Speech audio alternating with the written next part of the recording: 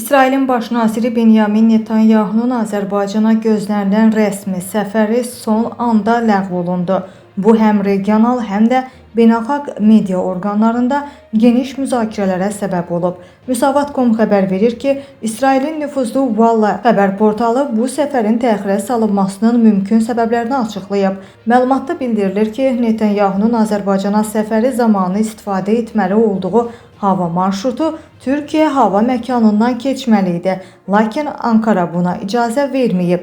Nəticədə səfərin logistik baxımından çətinləşdiyi və alternativ marşrutların ya çox uzun, ya da qeyri-mümkün olduğu bildirilir. Maraqlıdır ki, İsrail Baş Nazirliyinin mətbuat xidməti bu məlumatı təqzib edib. Rəsmi açıqlamada deyilib ki, yayılan xəbərlər reallığı əks elətdirmir və səfərin məhz bu səbəbdən baş tutmadığını iddia eləmək doğru deyil. Siyasi analitiklər bu hadisəni İsrail-Türkiyə münasibətləri fonunda qiymətləndirirlər. Bununla yanaşı Azərbaycanla İsrail arasında yüksək səviyyəli münasibətlər davam eləyir.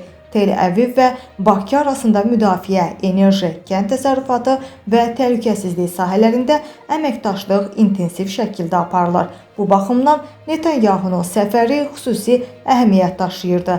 Hazırda səfərin nə vaxt bərpa olunacağı isə məlum deyil.